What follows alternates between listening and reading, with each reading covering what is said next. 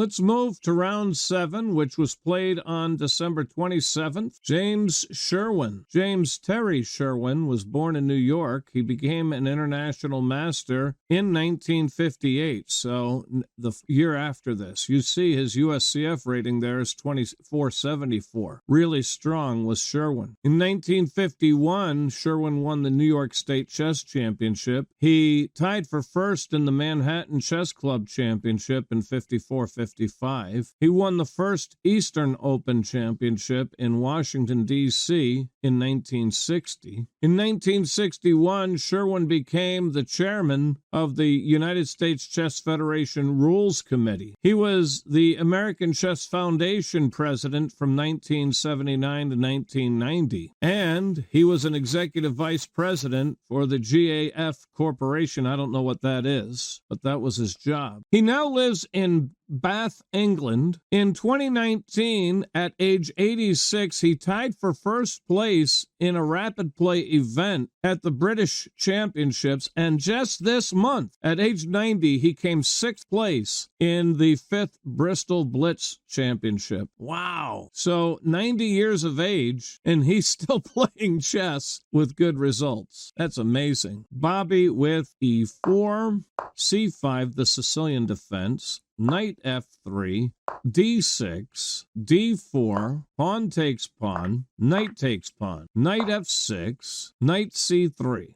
a6, of course, is Najdorf's variation, and bishop c4, when played against Najdorf's, is known as Lipnitsky's attack. But when e6 is played, we transpose to the Scheveningen, which means we transpose to Sozin's attack. White castles here, b5 hits the bishop, bishop b3, b4 hits the knight. This is the flank variation. Now, Bobby had not perfected this line yet, and here he played knight b1. The book move is knight a4, and that is typically answered by bishop to d7. Bobby playing knight b1, bishop d7 anyway from Sherwin. I'm thinking knight takes pawn here should be playable. I get a star for that. And if bishop e3, we just put this knight on c5. Back. Bishop d7 by Sherwin. Bishop e3. e3 being called for. Knight c6. Still wondering about this pawn. I guess if you play it here, c3, it gets marked inaccurate, as does c3. That's a much better defense than knight d2. Yeah, c3, pawn takes pawn, knight takes pawn, knight takes knight, pawn takes knight, and then knight c6.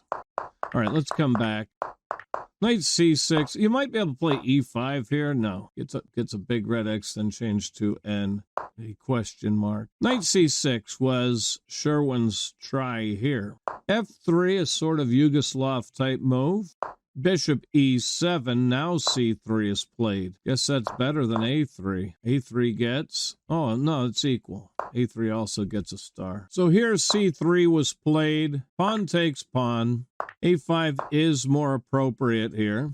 But Sherwin with pawn takes pawn. Knight takes knight. If you take this pawn, he will castle. So knight takes the knight, bishop takes the knight.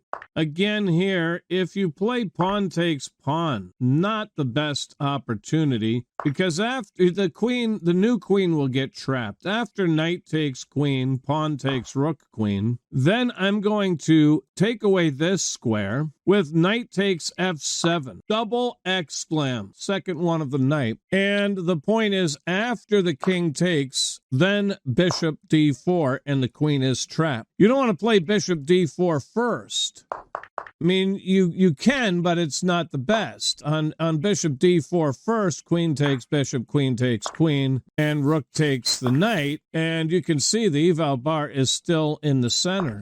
By taking the knight takes pawn first, that little desperado, you give yourself a bit of an advantage. And as you can see from the eval bar, that favors white. Anyway, bishop takes the knight here, and knight takes the c-man. Sherwin gets his king castled, rook to c1, queen to b8, knight to d5. What a interesting move. And that gets a double exclam. Delicious. Sherwin captures this with his pawn. Better is to capture with the knight. And after pawn takes, then bishop takes. Sherwin with pawn takes the knight, and the point is this bishop is death-ended now, so you're getting your mat back. Pawn takes the e-man, pawn takes the e-man. Queen to b5 is played right here. Better is queen b7. That's going to make me play rook b6. I'm not going to play queen c2. That would be tempting, I guess, but after queen's rook to c8, I'll probably regret this kind of a move, right? So better is to hit the queen, although he would probably take this pawn, but yeah. Anyway, he played queen b5. Rook b6 anyway, but now there's no pawn to grab. So he played queen e5. The bot calling for queen e8. You could also play queen d7, I'm sure. Yes. Sherwin with queen e5.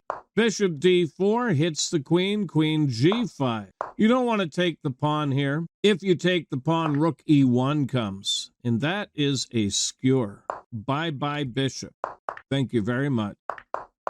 So queen g5. Bobby with queen f3. And that's, of course, aiming... Oh, he says play rook b7 right away. Just about to say that's aiming for rook b7, but the bot says play it right now. Knight here to d7. Perhaps getting the rook on the open file would be advisable as well. Nope. I don't know why that gets a big red X, but knight d7 was played and gets the star. Rook b7. Bishop takes the pawn being called for. Very interesting. Knight e5, queen e2. And black's got to be concerned about the bishop to e3. Bishop f6, king h1, pawn a5, bishop d5. Queen's rook comes to c8 now, and bishop c3 blockades the c file. a4, and knight g6 is an interesting way to keep the fight going.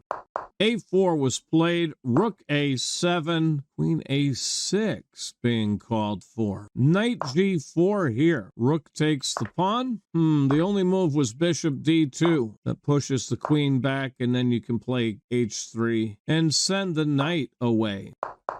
Rook takes the pawn, gets the big question mark, and the eval bar drops back to the dead center. Bishop takes the bishop, pawn takes the bishop, rook takes the pawn. Knight e3 being needed there. Interesting. All right, coming back, we have rook takes pawn, and rook takes f7, double exclam. Another double exclam from Fischer. So sweet. Clearing the a2, g8 diagonal. And the threat, of course, is rook f5, discovered check. Sherwin, rook c1, double question mark. That is a blunder. h5 is essential. h5 and the eval bar stays pretty much center. Here, if you play the rook here, you lose because king h7 now escapes. And you've got a back rank weakness, so taking this queen does not work. You get checkmated. That's why h5 is a gem dandy. You'd have to play rook c4 and x-ray defend that square, or trade rooks on f8. Note you cannot play queen to c1 because rook f1 check by discovery, and you're busted. So rook c1, and Bobby punctuates the error with queen f1. What a move. Oh, you want to take my queen? I'll take you with check, force your king over, and then I'll take your rook, and that's mate. So now h5 comes a move too late. Well, the bot says this was his best try, apparently, but you're just busted. Oh, I see, because the queen can take. Yeah, and obviously you don't want to take the queen because you're back ranked. You have to trade off here and then take the queen. And then you still should be winning. Rook against knight with an extra passer. So h5, queen takes. And again, if queen takes queen, you have the discovered attack. So queen h4. Pot saying queen takes queen was your best try. But, I mean, I'm a full rook ahead, plus a pawn, so I'll take that any day of the week, won't you? Queen h4, Bobby took with check, double check. King h7, pawn h3, preventing the checkmate.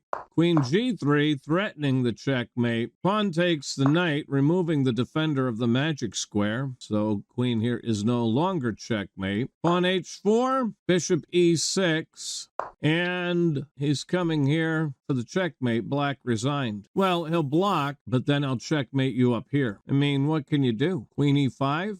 I'm still going to play the check, make you either take me, give up your queen. If you block, I've got rook a7, and that's going to be mate. You can block with your queen, and I will not take. I'm going to play queen to g5, permanently pinning the pawn to the queen. So if you take my bishop, I've got you in mate, or mate, take your pick. Or if you take my rook, I've got you in mate. Man, no wonder he resigned.